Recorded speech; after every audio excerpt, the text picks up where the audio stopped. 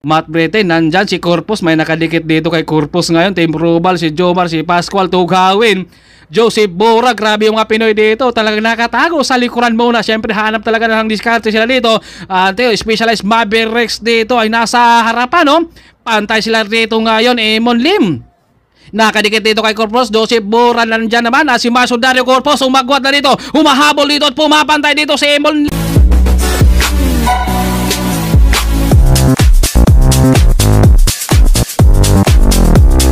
Stage 5, Door of Friendship R1 Thailand 2024. Magandang laban dito sa huling laban sa mga Pinoy, laban sa mga foreigner. Ryan Tugawin, defending champion natin last year.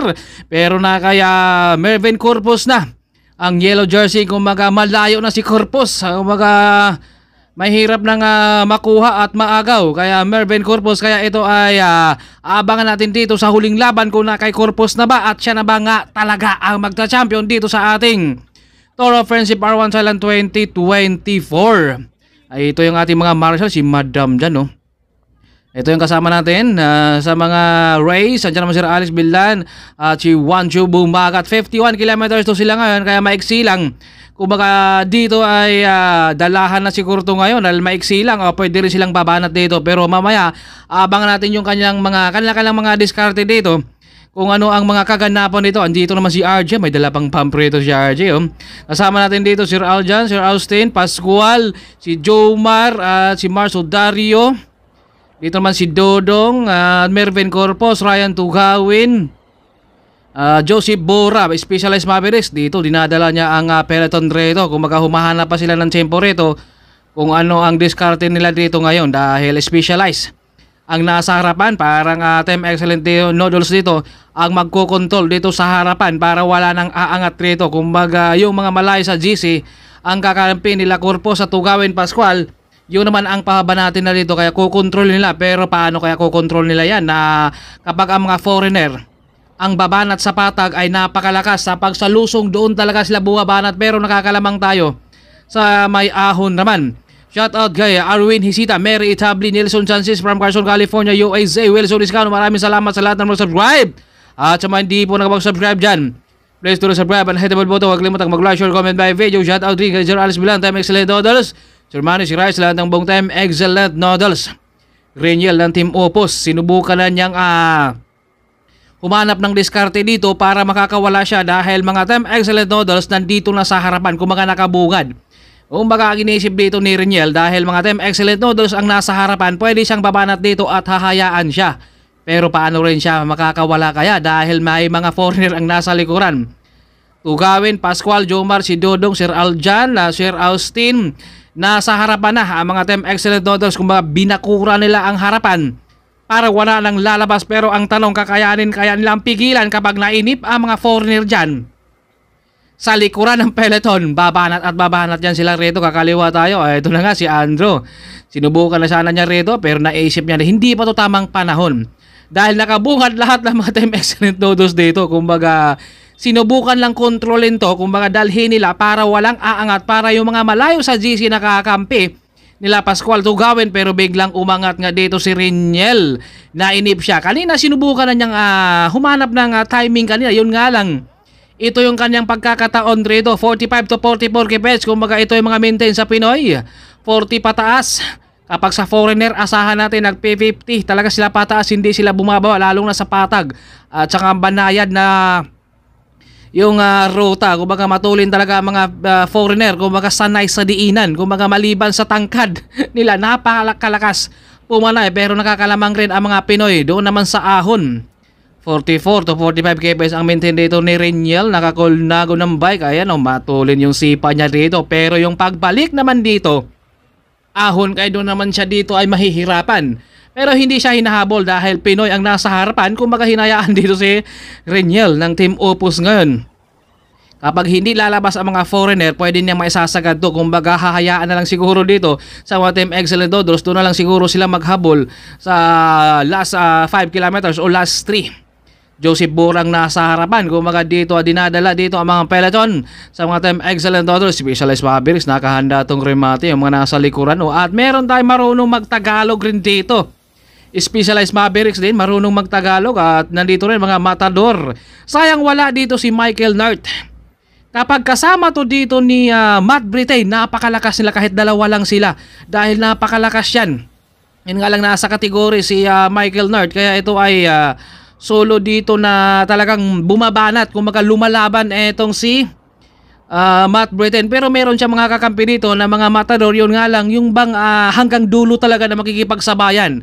Joseph Bora, dinahandahan niya rito kung baga hinayaan yung solo breakaway na si Ariniel ng Team Opos. Kung baga dito ay 44 to 45 pareha sila ng takbo rito kaya hindi pwedeng maabutan yun dahil pareha sila. Pero kapag lalabas na dito ang mga foreigner, asahan natin nalalagpas ng 50 kaya aabutan yun si Ariniel doon dahil mahirap din suluhin at ahon yung kanilang pabalik. Mag-u-turn lang tayo, nandito tayo sa may Krabi, Thailand, sa may Aonang isla to dito yung ating pinuntahan. Nung last year rin dito rin tayo, ang Joseph Bora pa rin ang humahatag rin dito sa peloton. Kumbaga tanaw lang yung solo breakaway, kumbaga maiilang ka rin talaga at ito ahon kinakargahan talaga nila. Pero kapag mga Pinoy yan, nagtitipid ang mga Pinoy sa ahon dahil pagdating sa patag doon nila itutudo. Pero fag foreigner talaga siyempre diskarte nila yan dahil meron silang mga kanya-kanyang mga ensayo rin. Nandito si Ral dyan, dito na daw siya, kung bibitaw na lang daw siya. Pero sa mamaya hahabol rin, mamaya rin. Ito yung isla, kung napagandang maligo dyan. Pwede kayo maligo muna bago maglaro dyan. Pero syempre, pagkatapos na ng laro, Joseph Bora, dahan-dahan lang siya rito ngayon. Si Pascual, parang hindi siya pinagpapawisan rito. Kumbaga, syempre, dalahan lang sila rito dahil nag-aantay sila ng tamang tempo rito para yung mga malayo doon sa GC. Yun ang pababa natin, nakakampi na Tugawin Corpus. Lumabas na dito matador si Matt Britain. Ang tulin talaga ng habol rito kaya aabutan yung solo breakaway na naman natin. Team Rubal dito, mukhang mapapaatras siya dito sa ahon. Marso Dario dinadala kanina, tumulin sila kanina kaya ito ay papadikit sila dahil si Matt Britain ng Team Matador siya ang bumungad kanina at ito ay naiilang na dito si Riniel dahil nasa likuran na at inabot na nga siya rito. Talagang hindi siya pinagbibigyan talaga. Andito pa si Corpus, sumasayaw na siya rito at nakahanda na rin dito si Corpus. Natutulong siya rito para sa kanyang mga kakampi na gustong kumuha rin ng lap winner. Ito nang hinayang siya at naka 20. Kim din siya sa kanyang breakaway. Si Andrew naman ang humahatag rito ngayon. Foreigner dito ang humahatag, matulin talaga. Kapag ang mga foreigner humahatak 50, 52 to 53, hindi sila bumababa sa 40. Kumbaga yan talaga yung kailang mga maintain. Kaya mga Pinoy rin dito, tinitiis rin nila na talagang kakapit muna sila. Pero kapag sa ahon naman, doon talaga mapapaatras nila ang mga foreigner. Kumbaga doon nila mararamdaman na grabe ang mga Pinoy. Talaga kumbaga meron mga technique. Kumbaga siyempre meron itong kanya-kanya mga lakas sila. Marso Dario ang pumalit, kumbaga nasa harapan na dito ang mga Team Excellent Doodles. Pero team mga foreigner din dito, Specialized Mavericks, talagang gusto talaga nila sanang bumanat rito. Pero nakita nila na talagang marami dito ang mga Team Excellent nakabungad na. Ayan naman, Team Matador, magkakasunod-sunod na sila dito. Specialized Mavericks, nandiyan Sir Austin, si Matt Britain, napakalakas to. Kumbaga sulit na unsulit talaga yung kanyang inside dahil napakatangkad. Si Emon Lim, dito mga malalakas mga sprinter din dito yung mga Specialized Mavericks at saka Matador. Si Corpus dito at Tugawin, ito yung babanat mamaya sa huli. Kumbaga yung kanilang mga kakampi muna magtatrabaho rito. Kumbaga nandito sa harapan Specialized Mavericks at saka Matador, Team Roval, Marso Dario muna ang nagdadala. Kumbaga dito ay sinubukan talaga nilang kontrolin muna ang harapan para yung mga malayo sa GC ay makakapasok at makakuha ng lap winner dito. Pero papayag kaya rin ang mga foreigner dito? Siyempre maiinip yan sila dito sa kanilang galawan dahil kapag ang foreigner hahatak 50 pataas, kapag ang mga Pinoy naman 40 pataas lang. Kumbaga maiinip yan sila rito dahil patag na patag to. Lalabas at lalabas yan sila mamaya. Diyan na si Jomar, nakahanda na rin pumalit. Joseph Bora, andito naman si Jomar. Dinadala naman dito si Joseph Bora naman ang next nito. Kumbaga pilit ditong kinukontrol sa mga Team Excellent Noodles talaga para hindi mag-angatan yung harapan ng peloton. Kaya ito ay sila yung nagtatrangko rito sa kanila dito sa huling laban. Dito na kaya ka Mervin Corpus ang magcha-champion dito sa ating Tour of Friendship R1 Thailand 2024. Dahil last year si Ryan Tugawin, kumbaga pangalawa si Corpus, at ngayon na kay Corpus na ang yellow jersey, biglang umangat dito si Asha Mustong ng Matador. Kumbaga nainip siya sa dalahan ng 40 pataas, kaya ito ay lumabas siya rito ngayon. Kumbaga hindi talaga pwedeng magtago lang ang mga foreigner, dahil naisip nila na pinapatay, kumbaga dinadala para hindi mag-angat di ang harapan ng peloton. Ito si Team Matador number 115, sinubukan niyang upper side pero malayo pa rito ngayon ang ating finish line. Kumbaga maiksi lang yung ating laban, pero kapag gagalaw na mga Team Excellent Noodles doon, dahil marami sa harapan ng ating peloton, aabutan to yung ating solo breakaway. Pero ito ay nainip siya rito ngayon. Number 115 ng Team Matador, sinubukan dito na makakawala rin, pero papadikit ang peloton dahil si Jomar talagang pinapanay-panay niya kung yung solo breakaway. At ito si Jomar pa rin may hawak ng trangko rito sa harapan. Kumbaga hindi niya binibigla rito, dahil kapag idikit naman kaagad to ni Jomar, mag-angatan yung sa likuran niyan, dahil meron pa mga Team Roval at saka Specialized Mavericks. Kaya ito ay kinokontrol talaga ni Jomar. Nasa harapan yung isa, pwedeng isang hatak lang ni Jomar, idikit niya kaagad, pero hindi niya ginawa dito. Kumbaga dinahandahan niya rito para talaga nga hindi mag-angatan na sila rito. Kumbaga makokontrol ang harapan rin, dahil sila Jomar rin dito, sila Sir Austin, kumbaga gusto rin lang kumuha rin ng lap winner din dito. Pero paano kaya rin, papayag kaya mga foreigner? At yan dito si Corpus, gumasolina niya dito.